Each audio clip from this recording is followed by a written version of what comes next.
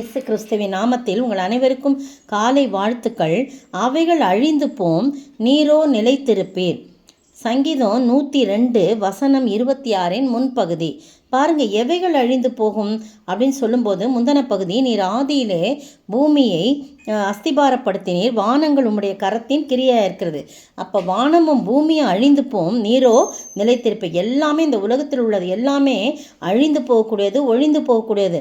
அவர் சிருஷ்டிப்பு பின்பகுதி பாருங்க. அவைகளெல்லாம் வானமும் பூமியும் வஸ்திரம் போல் பழசாய் போகுமா, அவைகளை ஒரு சால்வையைப் போல மாற்றுவீர், அப்பொழுது மாறிப்போம்.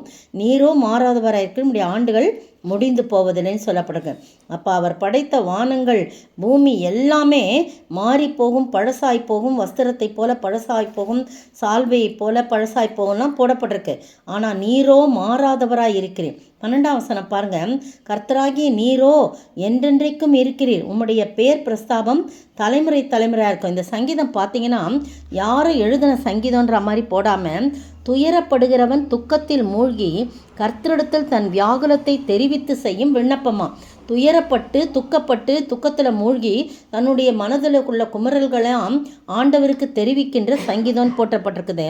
அதனுடைய நாட்கள் புகையை போல ஒழிந்தது, என் நாட்கள், என் எலும்புகள் ஒரு கொள்ளியைப் போல எரியுண்டது, என் இருதயம் புல்லை போல வெட்டுண்டு உலர்ந்தது, என் பெருமூச்சின் சத்தத்தினால் என் எலும்புகள் என் மாம்சத்தோடு ஒட்டி கொள்ளுகிறது.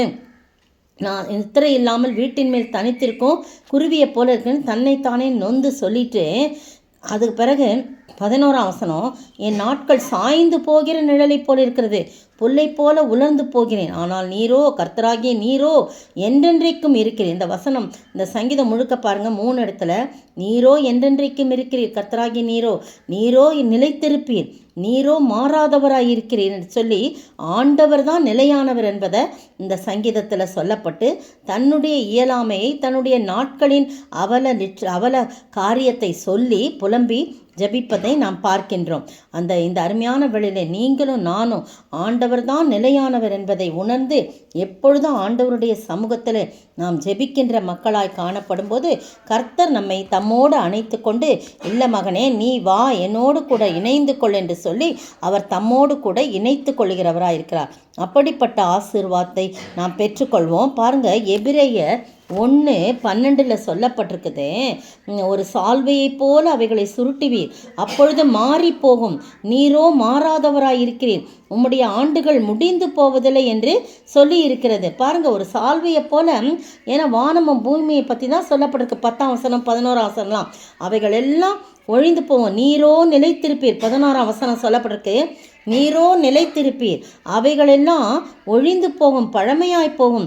ஒரு சால்வையை போல நீங்கள் அதை சுருட்டுவீங்க, அப்பொழுது எல்லாம் மாறி போகும், நீரோ மாறாதவராயிருக்குன்னு சொல்லி நிலைத்திருப்பீர் மாறாதவராயிருக்கு, நிலைத்திருப்பீர் மாறாதவராயிருக்குன்னு சொல்லி சொல்லப்பட்டிருக்குது. ஏசாயா 34:4 கூட பாருங்க. 34:4 வானத்தின் சர்வசேனையும் கரைந்து, வானங்கள் புஸ்தக சுருளை போல சுருட்டப்பட்டு, அவைகளின் சர்வ சேனையும் திராட்சை செடியின் இலைகள் உதிர்கிறது போலவும் அத்தி மரத்தின் காய்கள் உதிர்கிறது போலவும் உதிர்ந்து விழும். ஆனால் அவரோ, நீரோ எப்பொழுதும் நிலைத்திருக்கிறவராய் இருக்கிறேன்னு சொல்லி சொல்லப்பட்டிருக்கு. அதே ஏசாயா 51:6 இவ்விதமாக சொல்லப்பட்டிருக்கு. 51:6 பாருங்க.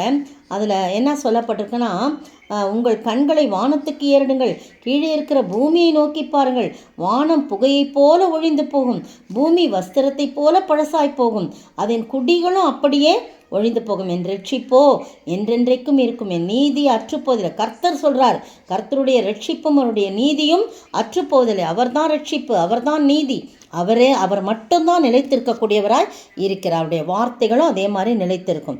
நீங்களும் நானும் அந்த நிலைத்திருக்கக்கூடிய ஆண்டவருடைய சமூகத்தில், அந்த நிலைத்திருக்கக்கூடிய ஆண்டவருடைய நீதியை, அந்த ரட்சிப்பை வஸ்திரமாக தரிப்பித்து கொண்டு, உலகத்தின் பூமி வானங்கள்லாம் வஸ்திரம் போல பழசாய் போயிடும், சுருட்டப்பட்டு போகும். ஆனால் ரட்சிப்பின் வஸ்திரத்தை அணிந்து கொண்டு, நீதியின் சால்வையை அணிந்து கொண்டு, அவருடைய வசனத்திலே நிலைத்திருந்து அவரண்டை நாம் எப்போது இருக்கும்போது ஆண்டவர் நம்மை ஆசீர்வச்சு காக்கிறவராயிருக்கிறார். ஜெபிப்போமா?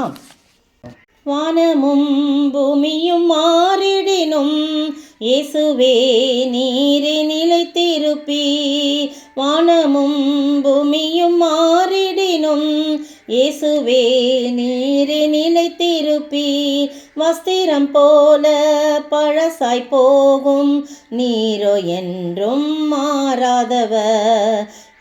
வஸ்திரம் போல பழசாய் போகும், நீரோ என்றும் மாறாதவர். ஸ்தோத்திரிக்கிற ஆண்டவரே, துதிக்கிற ராஜா, வாழ்த்துக்கிற வணங்கிறோம். எல்லாம் மாறிப்போகும், எல்லாம் நிலையற்று போகும், அழிந்து போகும், ஒழிந்து போகும். நீரோ மாறாதவராய் இருக்கிற ஆண்டவரே. மாறாத தெய்வத்தை நாங்கள் தெய்வமாக கொண்டு எப்பொழுதும் உம்முடைய நீதியிலும் உம்முடைய கர்த்தாவே வசனத்திலும் நிலைத்திருக்க நீர் கிருபை செய்ய வேண்டும் என்று கர்த்தரும் மீட்பெரும் ராஜாமா இயேசு கிறிஸ்துவின் நிலையேறப்பட்ட நாமத்தில் ஜெபிக்கிறேன் பிதாவே, ஆமேன். நேற்றைய பதில், நான் 2 கோல்களை எடுத்து ஒன்றிற்கு அனுக்கிரகம் என்றும் ஒன்றிற்கு நிக்கிரகம் என்றும் பெயரிட்டு மந்தையை மேய்ப்பேன்.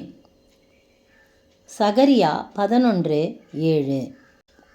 இன்றைய கேள்வி,